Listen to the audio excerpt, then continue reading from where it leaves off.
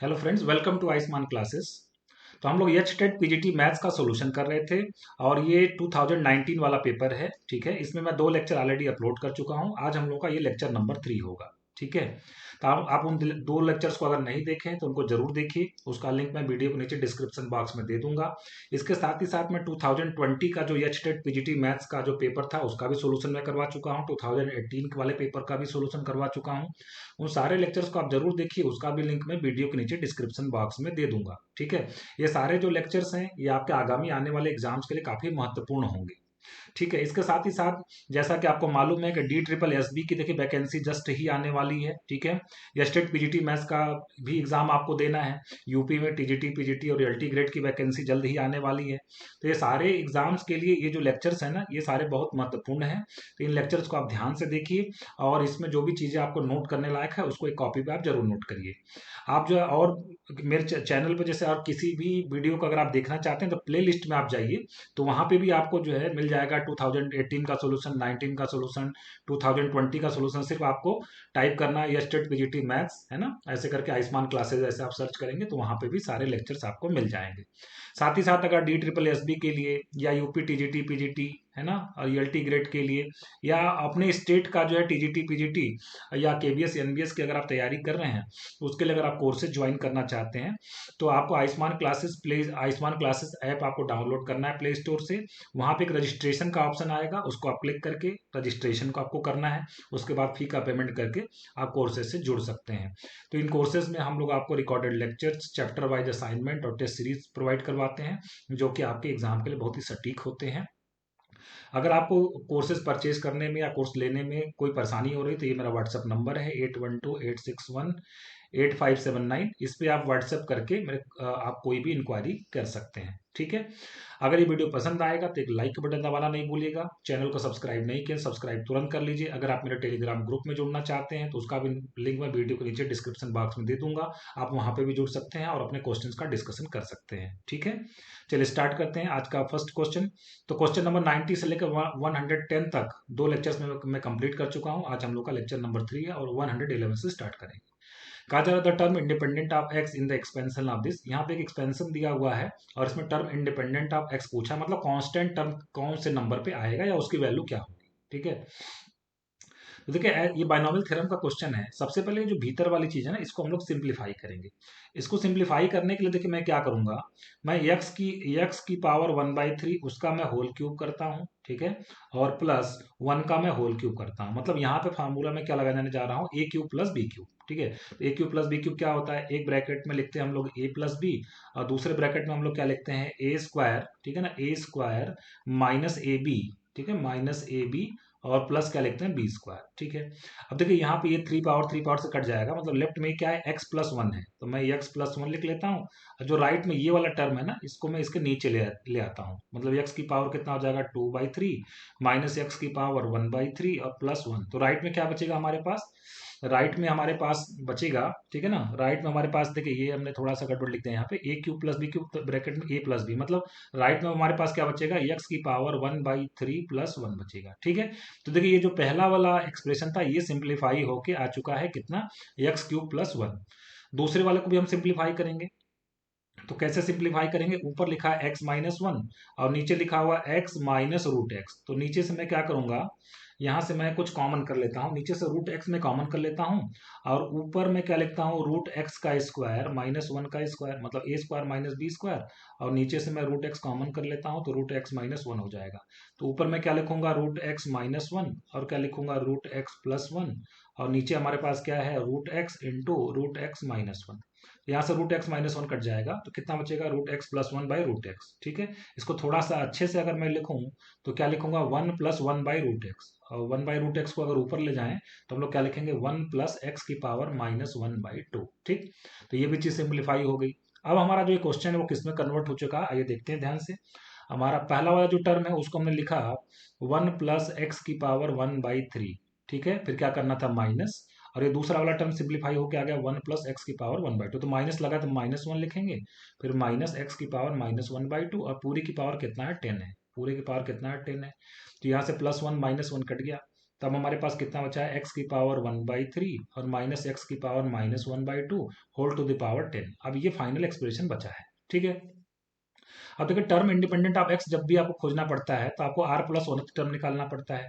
तो T R plus one कितना हो जाएगा, एन सी आर, ठीक है ना, एन सी आर एक्स की power N minus R, N कितना है 10, तो 10 माइनस आर, वाई कितना है यहाँ पे माइनस एक्स की पावर -1/2, मतलब माइनस एक्स की power -1/2 to the power R, ठीक है। तो इसको अगर मैं थोड़ा सा अच्छे से अगर सिंप्लीफाई करके लिखूं तो कितना आ जाएगा 10 CR, ठीक है, और -1 की पावर आर, यहाँ से ये जो ब्रैकेट है यहाँ निगेटिव वाला है, -1 की पावर आर बाहर कर लेते हैं। अब बचता है यक्स की पावर, तो यक्स की पावर टोटल कितना हो जाएगा 10 माइनस आर बाई 3 यहाँ से और -R/2 यहाँ से, ठीक है। तो देखिए अगर टर्म इंडिपेंडेंट ऑफ एक्स आपको खोजना है, मतलब यहाँ पे x term independent of x का मतलब एक्स की पावर कितनी होनी चाहिए, 0 होनी चाहिए। तो ये चीज को मैं क्या करने जा रहा हूँ, 0 करने जा रहा हूँ। इसको मैं 0 जब करूंगा तो यहाँ से मुझे कितना मिल जाएगा, R = 4 मिल जाएगा। R = 4 मिलने का मतलब हमारा जो फिफ्थ टर्म होगा, यहाँ पे आर की वैल्यू रख दूं मैं, तो T4+1 मतलब फिफ्थ टर्म हमारा क्या होगा, इंडिपेंडेंट ऑफ एक्स होगा, ठीक है। ध्यान रखिएगा यहाँ पे वैल्यू पूछी गई, आपसे टर्म नहीं पूछा गया है, आपसे पूछा गया कि उसकी वैल्यू क्या होगी, इसका मतलब मुझे फिफ्थ टर्म निकालना पड़ेगा, ठीक है। इसका मुझे मुझे क्या निकालना पड़ेगा, फिफ्थ टर्म। तो इसी फार्मूले में मैं अगर R = 4 पुट कर दूं तो यहाँ पे देखिए कितना मिलेगा, T10 यहीं पर रख देता हूँ, तो कितना मिल जाएगा 10C4 -1 की पावर 4, और जिसको जब आप सिंप्लीफाई करेंगे तो आंसर आपका 210 आ जाएगा। कौन सा ऑप्शन करेक्ट हो जाएगा, थर्ड ऑप्शन करेक्ट हो जाएगा। बढ़ते हैं नेक्स्ट क्वेश्चन की तरफ। कहा जा रहा है कि number of integers greater than 6000 can be found using the digits 3, 5, 6, 7 and 8 without repetition. तो देखिए जो 6000 से बड़ा नंबर बनाना है, ठीक है ना, तो सबसे पहली बात यहाँ देखिए कितने नंबर से 1 2 3 4 5। तो देखिए अगर मैं सारे नंबर्स को इस्तेमाल करूंगा, मतलब 5 डिजिट का नंबर अगर बनाऊंगा, 5 डिजिट का नंबर, 5 डिजिट का नंबर विदाउट रिपीटेशन, ठीक है ना, तो कितने नंबर बनेंगे, तो टोटल 5 फैक्टोरियल बनेंगे। कैसे, देखिए 5 डिजिट का नंबर बनाना है, यहाँ पे मैं यहाँ पे 5 प्लेसेस क्रिएट कर लेता हूँ, 1 2 3 4 5। पहले प्लेस को फिल करने का 5 तरीका, चूंकि रिपीटेशन अलाउड नहीं है। सेकंड प्लेस को फुल प्लेस करने फिल करने का 4 तरीका।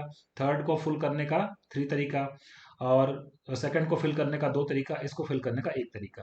तो टोटल कितना हो गया 5 फैक्टोरियल। 5 फैक्टोरियल मतलब एक 120 नंबर्स बनेंगे 5 डिजिट के। अब देखिए जो भी 5 डिजिट का नंबर होगा तो निश्चित 6000 तो 4 डिजिट का होता है ना, तो जो हमारा अगर 5 डिजिट का नंबर होगा तो 6000 तो बड़ा तो होगा ही होगा वो। तो ये हमारे सभी 120 नंबर काम के हैं, ठीक है। अब ध्यान ये देना कि 4 डिजिट के कितने नंबर बनेंगे, 4 डिजिट के कितने नंबर बनेंगे, ये आपको ध्यान देना है। अब उसमें ध्यान ये देना पड़ेगा कि वो नंबर कैसा होना चाहिए, 6000 से बड़ा होना चाहिए। इसका मतलब इस प्लेस को फिल करने का, तो इस प्लेस पे क्या क्या आ सकता है, या तो 6 आ सकता है, या तो 7 आ सकता है, या तो 8 आ सकता है, मतलब इसको फिल करने का 3 तरीका, ठीक है। फिर ये फिल हो गया। अब इसको मतलब कोई भी एक नंबर से ये फिल होगा ना, तो बचे कितने नंबर, 4 नंबर, ठीक है ना, 4 नंबर। तो इसको फिल करने का कितना तरीका होगा, 4 तरीका। इसको फिल करने का 2 तरीका होगा, इसको फिल करने का 1 तरीका, इसको फिल करने का 3 तरीका होगा, इसको फिल करने का 2 तरीका होगा, ठीक है। तो ये कितना हो जाएगा टोटल, 4 डिजिट के कितने नंबर बनेंगे, 4 3 जा 12, 12 3 जा 36, 36 2 जा कितना हो गया 72, ठीक है ना। तो टोटल कितने हो गए, 6000 से बड़े टोटल कितने नंबर बनेंगे, 120 प्लस 72 कितने हो जाएंगे 291। तो 192 नंबर्स क्या बनेंगे, ऐसे नंबर्स बनेंगे जो 6000 से बड़े होंगे, ठीक है। बढ़ते हैं नेक्स्ट क्वेश्चन की तरफ। Question number 113। कहा जा रहा है 0 से 3 पाई में sec x plus tan x is equal to √3 के कितने सोल्यूशन मिलेंगे, number of distinct value of x, कितने सोल्यूशन मिलेंगे, ठीक है। तो देखिए यहाँ पे हम लोग एक आइडेंटिटी जानते हैं कि sec square x minus tan square x is equal to 1 होता है। sec square x minus tan square x is equal to 1 होता है। इसको हम यहाँ से लिख सकते हैं sec x plus tan x, ठीक है, into sec x minus tan x into sec x minus tan x is equal to 1 लिख सकते हैं, ठीक है। तो यहां से हमको sec x minus tan x वो कितना मिल जाएगा, 1/सेक एक्स प्लस टेन एक्स मिल जाएगा। और sec x plus tan x की वैल्यू क्वेश्चन में दी गई कितनी, √3, देखिए यहाँ पे दिया गया है। तो कितना हो जाएगा 1/√3। तो एक इक्वेशन हमको ये मिल गया कि sec x minus tan x is equal to 1/√3, ये फर्स्ट इक्वेशन। और एक इन्फॉर्मेशन ये भी गिवन है, क्या गिवन है कि sec x plus tan x is equal to √3, sec x plus tan x is equal to √3। ये दूसरा इक्वेशन, इन दोनों को मैं सॉल्व करने जा रहा हूँ, तो दोनों को मैं साथ में ही लिख लेता हूँ। Sec x minus tan x is equal to कितना 1/√3। चलिए दोनों को ऐड कर देते हैं, ठीक है। ये टेन एक्स कट जाएगा, यहाँ से हमको क्या मिलेगा 2 sec x is equal to √3, और प्लस क्या मिलेगा 1/√3। इसको सॉल्व करेंगे कितना मिल जाएगा 4/√3। ठीक है, इस 2 से 2 को मैं कट कर देता हूँ तो कितना मिल जाएगा cos x is equal to हमको मिल जाएगा यहाँ से √3/2। cos x is equal to कितना मिल जाएगा √3/2 मिल जाएगा। अब इसको सॉल्व करने वाला सोल्यूशन आपको खोजना है और वो इंटरवल क्या दिया 0 से 3π। अब देखिए अगर मैं यहाँ पे क्वाड्रेंट बनाऊं तो cos x पॉजिटिव कहाँ होता है फर्स्ट में और फोर्थ में। तो एक एंगल तो हमें कितना मिलेगा √3/2 का मतलब 30 डिग्री π/6 मिलेगा। ठीक है, और दूसरा क्या मिलेगा 2π माइनस π/6 मिलेगा, मतलब कितना मिलेगा तो 11 π/6 मिलेगा। तो दो दो एंगल तो आपको एक साइड मतलब 0 से 2π में दो एंगल मिलेंगे। फिर जब मैं 2π से आगे बढ़ूंगा दोबारा ये यहाँ तक आना 3π तक, तो सिर्फ एक ही सोल्यूशन ये वाला मिलेगा 2π प्लस π/6। तो कुल मिलाकर 3 सोल्यूशन मिलेंगे, है ना। तो कुल मिलाकर हमको कितने सोल्यूशन मिलेंगे, कुल मिलाकर 3 सोल्यूशन मिलेंगे। क्या क्या मिलेगा, एक तो हमको मिलेगा π/6। ठीक है, दूसरा क्या मिलेगा 2π माइनस π/6 मतलब 11 π/6। ठीक है ना, और तीसरा हमको क्या मिलेगा 2π प्लस π/6 कितना आ जाएगा 13 π/6। 2π प्लस π/6 मतलब 6 2 12, 12 प्लस 1 कितना हो जाएगा 13 π/6। तो कुल मिलाकर 3 सोल्यूशन आपको 0 से 3π में मिलने हैं। तो कौन सा ऑप्शन करेक्ट हो जाएगा, थर्ड ऑप्शन करेक्ट हो जाएगा। बढ़ते हैं नेक्स्ट क्वेश्चन की तरफ। क्वेश्चन नंबर 114 कहा जा रहा है in an ellipse the distance between its foci foci is 6। देखिए अगर एलिप्स में बात करें तो जो दो फोकस होते हैं उनके बीच का जो डिस्टेंस होता है, ये जो फोकस होते हैं इनके बीच का डिस्टेंस कितना होता है 2AE होता है। 2AE, ये इनके फोकस के बीच का डिस्टेंस कितना होता है 2AE। तो क्वेश्चन में दिया हुआ है कि 2AE इज इक्वल टू 6। दूसरा इंफॉर्मेशन क्या, माइनर एक्सिस की लेंथ कितनी है 8 है। माइनर एक्सिस का मतलब ये वाली जो एक्सिस है, ये वाली एक्सिस, इसका लेंथ कितना है 8 है। इसको हम लोग 2B से डिनोट करते हैं। 2B कितना 8 है, मतलब B हमारा कितना है 4 है। B हमारा कितना है 4 है। अब इलिप्स के केस में देखिए हम लोग एक फार्मूला लगाते हैं, ठीक है ना। इलिप्स के केस में हम लोग एक फार्मूला लगाते हैं कि B² is equal to A² और 1 माइनस E²। ठीक है, तो यहाँ से क्या हो जाएगा B² is equal to A² minus A² E²। B² कितना आ जाएगा 16। ठीक है, is equal to A² minus, देखिए यहाँ से हम लोग AE की बात कर लेते हैं। AE कितना 3 हमारा, A² कितना आ जाएगा 9 हो जाएगा। तो यहाँ से A² कितना हो जाएगा 25, तो A कितना आ जाएगा 5 आ जाएगा। ए कितना आ जाएगा 5। अब क्वेश्चन में देखते हैं क्या पूछा गया, इसेंट्रिसिटी पूछा गया है। ठीक है, तो देखिए यहाँ से अगर इस इक्वेशन को मान लीजिए मैं 1 कह देता हूँ तो ए इज इक्वल टू कितना 3 है, और अभी आपने ए का वैल्यू कितना निकाला 5, तो ई की वैल्यू कितनी हो जाएगी 3/5 हो जाएगी। इसेंट्रिसिटी 3/5 हो जाएगी। कौन सा ऑप्शन करेक्ट हो जाएगा, फोर्थ ऑप्शन हम लोग का करेक्ट हो जाएगा। बढ़ते हैं नेक्स्ट क्वेश्चन की तरफ। क्वेश्चन नंबर हमारा आएगा 115। कहा जा रहा है फोकी ऑफ हाइपरबोला आर -20 एंड 20। ठीक है, तो हाइपरबोला के जो फोकस होते हैं, हाइपरबोला के जो फोकस होते हैं, एक फोकस कितना होता है AE0, और इसका जो दूसरा वाला फोकस होता है वो कितना होता है -AE0। ठीक है, -AE0। तो यहाँ पे दिया है एक है 20, एक है -20, मतलब AE की वैल्यू कितना दिया हुआ 2 दिया हुआ है। A into E is equal to कितना दिया हुआ 2 दिया हुआ है। ठीक है, और दूसरा कहते हैं इसेंट्रिसिटी 2 है, तो यहाँ पे इसेंट्रिसिटी मतलब ई इज इक्वल टू कितना दिया 2, तो इसमें मैं अगर इक्वेशन 1 में ई की जगह में 2 रख दूं तो ए की वैल्यू कितनी आ गई 1 आ गई। ठीक है, आगे क्या पूछा जाए, देन द इक्वेशन क्या होगा। अब इक्वेशन निकालने के लिए देखिए हाइपरबोला का इक्वेशन क्या होता है x² upon A² minus y² upon B² is equal to 1। ए तो मुझे पता चल चुका है, अब मुझे बी निकालना पड़ेगा। तो हाइपरबोला में ए बी और ई में रिलेशन क्या होता है, B² is equal to A² E² -1। ठीक है, तो यहाँ से हम लोग क्या लिखेंगे इसको, यहाँ से हम लोग लिखेंगे A² हो गया 1, E² कितना हो गया 4, 4 माइनस 1 कितना हो गया 3, B² 3 हो गया। तो अब यहाँ पे वैल्यू रख देते हैं, तो x² अपॉन A² 1 है, माइनस y² अपॉन B² कितना हो गया 3 हो गया। ठीक है, इज इक्वल टू 1। एलसीएम 3 ले लें तो कितना मिलेगा 3x² minus y² is equal to 3। ठीक है ना, तो 3x² minus y² is equal to 3, मतलब थर्ड ऑप्शन हमारा करेक्ट हो जाएगा। बढ़ते हैं नेक्स्ट क्वेश्चन की तरफ। क्वेश्चन नंबर 116 कहा जा रहा है if the line this is contained in the plane this then the value of P² plus Q² is equal to what. देखिए 3D का क्वेश्चन है, बहुत आसान क्वेश्चन है, जरा कॉन्सेप्ट को समझिएगा। मान लीजिए एक प्लेन है, ठीक है, इस प्लेन में कहा जा रहा है ये लाइन कंटेन करती है मतलब कंप्लीटली लाई करती है। ठीक है, अब इसके लिए कंडीशन क्या होता है, अगर ये लाइन लाई करेगी तो इस लाइन पे जो भी पॉइंट होगा वो निश्चित रूप से प्लेन पे भी लाई करेगा।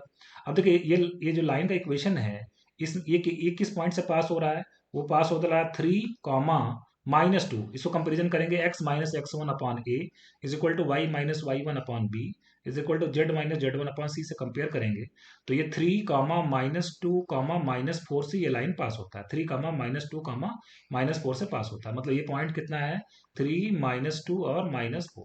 तो ये एक बात हो गई। तो निश्चित रूप से ये प्लेन पे भी, ये पॉइंट अगर लाइन पे है और लाइन प्लेन में है तो निश्चित रूप से ये पॉइंट भी प्लेन पे लाई करेगा, तो ये प्लेन के इक्वेशन को क्या करेगा, सेटिस्फाई करेगा। तो यहाँ से एक इक्वेशन हमको मिल जाएगा, कितना मिलेगा, 3p, ठीक है, -2q, ठीक है, और +4 इज इक्वल टू 9। तो यहाँ से मुझे क्या मिल गया, 3p - 2q is equal to 5। ये हमें पहला इक्वेशन मिल चुका है, ठीक है, ये फर्स्ट इक्वेशन हो गया। दूसरा कंडीशन देखिए, अब अगर ये प्लेन का मान लिया कि नॉर्मल है, प्लेन का नॉर्मल है, तो निश्चित रूप से अगर ये लाइन अगर प्लेन में है और नॉर्मल तो एकदम इसके ऊपर होगा, एकदम कंप्लीट परपेंडिकुलर होगा, तो निश्चित रूप से लाइन के भी परपेंडिकुलर होगा। तो लाइन के परपेंडिकुलर होगा, तो अगर मान लिया इस लाइन का direction ratio A1 B1 C1 है और इस प्लेन का जो नॉर्मल है उसके direction ratio A2 B2 C2 है और दो वेक्टर परपेंडिकुलर है, तो हम लोग क्या लिखते हैं, A1 A2 plus B1 B2 और plus C1 C2 is equal to 0। अब आपको पहचान करना है यहाँ पे कि A1 B1 C1 क्या है, A2 B2 C2 क्या है। अब देखिए लाइन के डायरेक्शन रेशियो कितने हैं, 2 -1 3, ये किसकी वैल्यू हो गई, A1 B1 C1 की। A1 2, B1 हो गया हमारा -1 और C1 कितना हो गया, 3 हो गया, ठीक। A2 B2 C2 मतलब प्लेन के नॉर्मल, प्लेन का नॉर्मल एक्स वाई जेड का कोफिशिएंट होता है, एक्स का कोफिशिएंट कितना P, वाई का कोफिशिएंट कितना Q, जेड का कोफिशिएंट -1। तो इसका मतलब A2 B2 C2 की अगर मैं बात करूं तो कितना हो जाएगा P, यहाँ कितना हो जाएगा Q और यहाँ कितना हो जाएगा -1। ये वैल्यू मैं इसमें रखता हूँ। तो क्या लिखना है, A1 A2 मतलब कितना हो गया 2P, ठीक है ना, 2P, और B1 B2 का मतलब -Q, C1 C2 का मतलब -3, ठीक है, तो इज इक्वल टू कितना हो जाएगा 3। ये हमारा दूसरा इक्वेशन हो गया, ठीक है। इन दोनों इक्वेशन को अगर मैं सॉल्व करूं, ठीक है, तो p की वैल्यू कितनी आ जाएगी, solving 1 and 2, p is equal to 1 मिलेगा और q इज इक्वल टू -1 मिलेगा। और हमें निकालना क्या, p square plus q square. तो p square plus q square की वैल्यू कितनी हो जाएगी, 1 + 1 विच इज इक्वल टू 2। कौन सा ऑप्शन करेक्ट हो जाएगा, फोर्थ ऑप्शन करेक्ट हो जाएगा, ठीक है। बढ़ते हैं नेक्स्ट क्वेश्चन की तरफ, क्वेश्चन नंबर 170, ठीक है। अब देखिए इस क्वेश्चन में क्या कहा जा रहा है, कहा जा रहा है locus of the foot of the perpendicular, locus of the foot of the perpendicular drawn from the center of the ellipse, drawn from the center of the ellipse to of the ellipse this to any tangent to it is what। देखिए question को एक एक करके समझिए। यहाँ पे एक ellipse है, ठीक है, कहा जा रहा है कि पहले इस पे एक टेंजेंट ड्रॉ करना है, मान लिया ये टेंजेंट हो गया, ठीक है। फिर क्या कहा जा रहा है, the locus foot of perpendicular, perpendicular एक ड्रॉ करना है इस पे, ड्रॉन फ्रॉम द सेंटर, तो इलिप्स का मान लिया सेंटर कहीं पे है, मान लीजिए ये इलिप्स का सेंटर यहाँ पे है, ठीक है ना, इलिप्स का centre x axis y axis जो भी है बना देते हैं, इलिप्स का सेंटर है। मान लीजिए कि इस पे एक परपेंडिकुलर ड्रॉ किया गया, ठीक है ना, ये मैंने परपेंडिकुलर ड्रॉ किस पे, टेंजेंट पे ड्रॉ कर दिया, ठीक है। तो पूछा जा रहा है जो इसका फूट है, टेंजेंट का फूट of perpendicular, foot of perpendicular को मान लीजिए मैं अल्फा बीटा मान लेता हूँ, और ये ओरिजिन है तो ये किसका कोऑर्डिनेट तो 0 0 होता ही होता है, कोई दिक्कत नहीं है। तो कहा जा रहा है इसका लोकस क्या होगा, अल्फा बीटा का लोकस क्या होगा, ठीक है ना, ये अल्फा बीटा का लोकस क्या होगा ये आपको बताना है इसमें, ठीक है। देखिए सबसे पहले हम लोग यहाँ पे क्या करने वाले हैं, सबसे पहले हम लोग ये करेंगे कि मान लीजिए यहाँ पे मैं ओ लिख देता हूँ, यहाँ पे मैं पी लिख देता हूँ, ठीक है ना, पी का मुझे लोकस निकालना है, ठीक है। अब देखिए इस टेंजेंट का इक्वेशन मैं अगर लिखना चाहूँ, ठीक है, तो इलिप्स के टेंजेंट का इक्वेशन होता है y is equal to M x plus minus under root A square M square plus B square, plus minus मैं एक ही ले लेता हूँ, आप प्लस ले लीजिए, ठीक है। अब देखिए y is equal to M x plus minus, अब देखिए इलिप्स आपको क्या दिया हुआ है, इलिप्स आपको दिया हुआ है x square by 6 plus Y square by 2 is equal to 1। मतलब ए स्क्वायर की वैल्यू कितनी है 6 है और बी स्क्वायर की वैल्यू कितनी है 2 है। तो मैं यहाँ पे अगर रख दूं तो कितना मिल जाएगा हमको, यहाँ पे y इज इक्वल टू कितना मिल जाएगा एम एक्स, ठीक है, प्लस अंडर रूट कितना मिल जाएगा ए स्क्वायर कितना हो गया 6 एम स्क्वायर और प्लस बी स्क्वायर कितना है 2 है, ठीक है। तो ये मेरा क्या मिल गया, ये हमारा टेंजेंट का इक्वेशन हो गया। अब देखिए इसमें अगर मैं इस नॉर्मल के स्लोप की बात करूं, मतलब स्लोप ऑफ लाइन ओपी, मतलब नॉर्मल जो है उसका स्लोप निकालें तो कितना आ जाएगा y2 minus y1 upon x2 minus x1, मतलब कितना आ जाएगा beta minus 0 upon alpha minus 0, मतलब कितना आ जाएगा बीटा बाई अल्फा, ठीक है। ये किसका स्लोप हो गया, नॉर्मल का। तो टेंजेंट का इक्वेशन क्या हो जाएगा, टेंजेंट का स्लोप कितना हो जाएगा, स्लोप ऑफ टेंजेंट वो कितना हो जाएगा माइनस अल्फा बाई बीटा। तो यहाँ पे जहां जहां m है वहां पे मैं रख देता हूँ माइनस अल्फा बाई बीटा, कितना हो जाएगा y is equal to minus alpha by beta, ठीक है, into x plus under root में 6 अल्फा स्क्वायर बाई कितना हो जाएगा बीटा स्क्वायर, ठीक है ना, और प्लस कितना हो गया 2 हो गया, ठीक है। ये हमारे टेंजेंट का इक्वेशन। अब देखिए ये टेंजेंट कहाँ से पास होता है, अल्फा बीटा से पास होता है, तो अल्फा बीटा इसको सेटिस्फाई करेगा। मैं यहाँ पे लिख लेता हूँ beta is equal to minus alpha by beta, x यहाँ रख देते हैं अल्फा और प्लस अंडर रूट में कितना आ जाएगा 6 alpha square plus 2 beta square और डिवाइडेड बाई कितना हो जाएगा बीटा स्क्वायर। ठीक है, अब मैं इसको क्या करता हूँ, इसको मैं लेफ्ट में लेके स्क्वायर कर देता हूँ। मतलब मैं इसको किस तरीके से सॉल्व करूंगा, मैं इसको सॉल्व कर दूंगा beta plus alpha square by beta, और इसका क्या कर देते हैं होल स्क्वायर। तो राइट हैंड साइड में ये अंडर रूट हट जाएगा, ये अंडर रूट जो था वो हट जाएगा, तो कितना आ जाएगा 6 alpha square plus 2 beta square upon कितना हो जाएगा बीटा स्क्वायर। ठीक है, तो ये थोड़ा लेफ्ट वाले को सिंप्लीफाई कर लें तो कितना हो जाएगा बीटा स्क्वायर, ठीक है ना, beta square plus alpha square, अब इसका क्या होल स्क्वायर और डिवाइडेड बाई कितना बीटा स्क्वायर, और राइट हैंड साइड में कितना है 6 अल्फा स्क्वायर और प्लस 2 बीटा स्क्वायर और डिवाइडेड बाई कितना बीटा स्क्वायर है। ये बीटा स्क्वायर कट गया, तो अब हमारे पास फाइनल क्या बचा, हमारे पास बचा alpha square plus beta square का whole square is equal to 6 alpha square plus 2 beta square. अब मुझे अल्फा बीटा का लोकस बताना था, फूटा परपेंडिकुलर का लोकस, तो जहां पे अल्फा है वहां पे एक्स रख दूंगा, जहां बीटा वहां वाई रख देंगे। तो क्या बन जाएगा X square plus Y square का whole square is equal to 6x square और प्लस कितना हो जाएगा 2y स्क्वायर हो जाएगा। तो आइए देखते हैं कौन सा ऑप्शन हमारा करेक्ट होगा। ऑप्शन नंबर 3 देखिए, X square plus Y square का whole square is equal to 6x square plus 2y square. तो ऑप्शन नंबर 3 हमारा क्या हो जाएगा करेक्ट हो जाएगा। बढ़ते हैं नेक्स्ट क्वेश्चन की तरफ। क्वेश्चन नंबर 118, देखिए 118 में क्या दिया गया है, कहा जा रहा है कि the equation of the tangent to the parabola y square is equal to 8x। ठीक है, एक पैराबोला है y square is equal to 8x, तो ऐसा एक पैराबोला है, इस पे एक टेंजेंट का इक्वेशन लिखा गया। मान लीजिए एक टेंजेंट मैं ड्रॉ कर देता हूँ, तो इस टेंजेंट का इक्वेशन कितना है y is equal to x plus two, इस टेंजेंट का इक्वेशन कितना है y is equal to x plus two. कहा जा रहा है the point on this, the equation of tangent to this parabola is this, the point on this line मतलब tangent वो पॉइंट आपको खोजना है from which the other tangent to this parabola is perpendicular to given tangent. कहा जा रहा है इस पे वो पॉइंट आप ढूंढिए जहां से इसी पैराबोला पे अगर टेंजेंट खींचे तो वो गिवन टेंजेंट के क्या हो परपेंडिकुलर हो। ठीक है, क्वेश्चन आपको समझ में आ गया होगा। मान लीजिए मैं इस पॉइंट का नाम सी रख देता हूँ, ठीक है ना। अब देखिए ये जो टेंजेंट गिवन है इसका स्लोप कितना होगा, इसका slope y is equal to mx plus C से कंपेयर कर दें तो m की वैल्यू कितनी होगी 1 होगी, इसका स्लोप कितना 1 हो गया, इसका मतलब इसका स्लोप कितना हो जाएगा, क्योंकि ये लाइन उसके ये वाला टेंजेंट गिवन लाइन के परपेंडिकुलर है, इसका मतलब इसका स्लोप कितना हो जाएगा -1। अब देखिए अगर ये मैं पॉइंट ऑफ कांटेक्ट लिखना चाहूँ तो इस पैराबोला के पॉइंट ऑफ कांटेक्ट का फार्मूला क्या होता है, a by M square to a by M square और 2a बाई m ठीक है। तो a बाई एम स्क्वायर देखिए यहाँ से पहले y square is equal to 8x दिया है, इसको y square is equal to 4x से कंपेरिजन करें तो 4a इज इक्वल कितना हो जाएगा 8, a की वैल्यू कितनी हो जाएगी 2, तो यहाँ कितना हो जाएगा 2 बाई इसका स्लोप कितना -1 का स्क्वायर करेंगे 1 हो जाएगा, फिर से 2 इंटू 2 और डिवाइडेड बाई कितना कितना हो जाएगा डिवाइडेड बाई -1। ठीक है, तो मतलब ये पॉइंट ऑफ कॉन्टेक्ट आपका कितना मिल गया, ये मिल गया 2 कामा -4 मिल गया। ठीक है, ये पॉइंट ऑफ कॉन्टेक्ट मिल गया।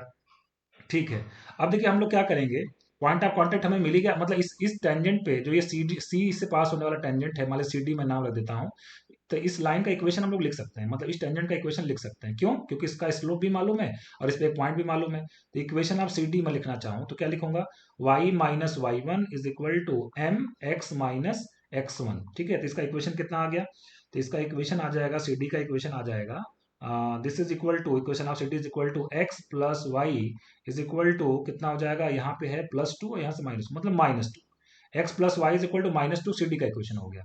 और जो गिवन टेंजेंट था मान लीजिए इसको मैं सी ए लिख देता हूँ, तो सी ए का इक्वेशन कितना था y is equal to x plus two. तो अगर इन दोनों को मैं सॉल्व कर दूं तो मुझे पॉइंट सी का कोऑर्डिनेट मिल जाएगा, और यही तो मुझे पूछा गया था पॉइंट सी का कोऑर्डिनेट निकालना है। तो इक्वेशन 1 और 2 को हमको क्या करना पड़ेगा, सॉल्व करना पड़ेगा। इक्वेशन और 2 को हम लोग सॉल्व करेंगे तो एक्स की वैल्यू -2 मिलेगी और वाई की वैल्यू कितनी मिलेगी 0 मिलेगी। ठीक है, तो -2 और 0, पॉइंट सी का कोऑर्डिनेट हो जाएगा -2, 0। तो कौन सा ऑप्शन करेक्ट हो जाएगा, फोर्थ ऑप्शन करेक्ट हो जाएगा। बढ़ते हैं नेक्स्ट क्वेश्चन की तरफ। क्वेश्चन नंबर 119, कहा जा रहा 3x plus y is a tangent to the circle with centre 2 comma -1। ठीक है, एक सर्कल है जिसका सेंटर कितना है 2 कामा -1।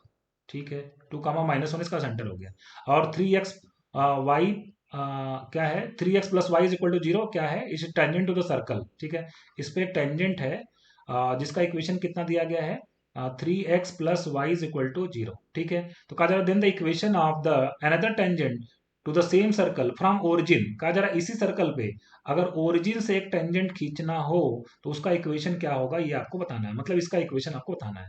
तो देखिए हम लोग करेंगे क्या, यहां से अगर मैं इस वाले टेंजेंट पे क्या ड्रॉ कर दूं परपेंडिकुलर, तो ये रेडियस आ जाएगा। तो 2 कामा -1 से अगर मैं परपेंडिकुलर ड्रॉ कर दूं इस गिवन लाइन, कौन सी लाइन, 3x प्लस वाई पे तो रेडियस आ जाएगा। चलो परपेंडिकुलर ड्रॉ करते हैं। तो फार्मूला तो आपको मालूम है ही, ax1 plus b y1 plus c upon under root a square plus b square, मतलब 3x की जगह 2 रखेंगे, फिर y की जगह -1 रखेंगे, और c तो कुछ है नहीं, डिवाइडेड बाई अंडर रूट 3 का स्क्वायर 9 और 1 का स्क्वायर 1, तो कितना हो गया 6 - 1 5/√10, कितना आ गया 5/√10। थोड़ा और सिंप्लीफाई कर लेते हैं इसको, 5/√10 या 5/√10 रहने दीजिए, ठीक है। अब देखिए हम लोग कॉन्सेप्ट क्या लगाएंगे, यहाँ पे शॉर्टकट लगाएंगे हम लोग। अब अगर मैं 2, -1 से इस वाले जिसका टेंजेंट निकालना है उस पर भी परपेंडिकुलर ड्रॉ करूंगा तो रेडियस के बराबर आना चाहिए।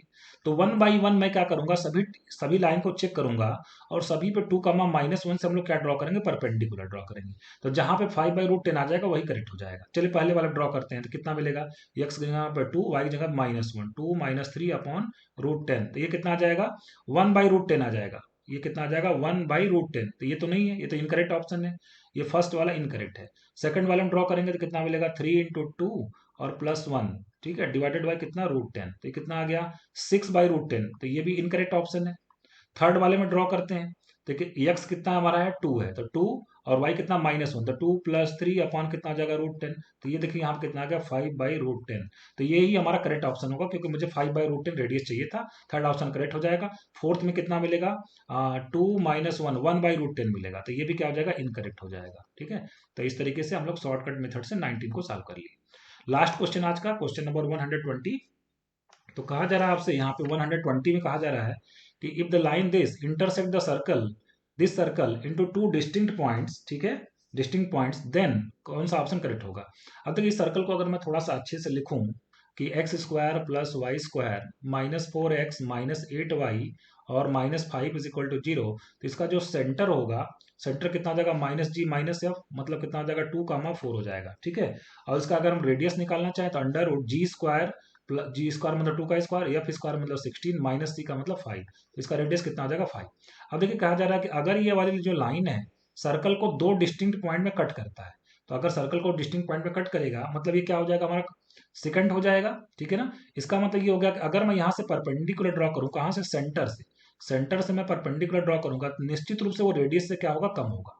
सेंटर से मैं अगर परपेंडिकुलर ड्रॉ करूंगा किस पे, इस पे अगर मैं परपेंडिकुलर ड्रॉ करूंगा, इस लाइन का इक्वेशन दिया आपको कितना 3x -4y -m = 0। तो चलिए इस पे परपेंडिकुलर ड्रॉ करते हैं, कितना होगा 3 × 2 -4 × 4 और -m और डिवाइडेड बाय कितना अंडर रूट में 3 का स्क्वायर 9, 4 का स्क्वायर 16, ये हमने परपेंडिकुलर ड्रॉ कर दिया।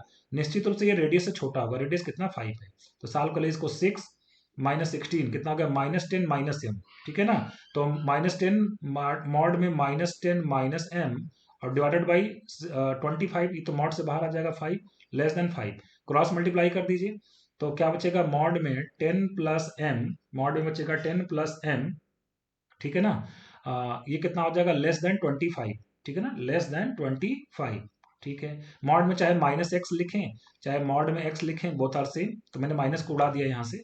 अब देखिए आपको ये प्रॉपर्टी मालूम होना चाहिए, मॉड x अगर a से छोटा है तो x हमारा -a से a में बिलोंग करता है, ठीक है।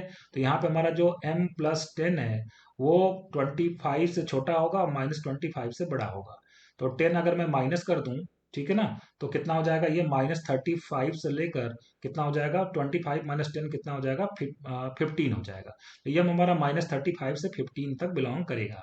कौन सा ऑप्शन करेक्ट हो जाएगा, हमारा सेकंड ऑप्शन करेक्ट हो जाएगा, ठीक है। तो फ्रेंड्स आज के लेक्चर को मैं यही पे समाप्त कर रहा हूँ। होप सो आपको पसंद आया होगा, अगर पसंद आया होगा तो लाइक का बटन दबाना नहीं भूलेगा, अपने दोस्तों के साथ इसको जरूर शेयर करिएगा। मिलते हैं फिर से नेक्स्ट लेक्चर में। Thank you very much.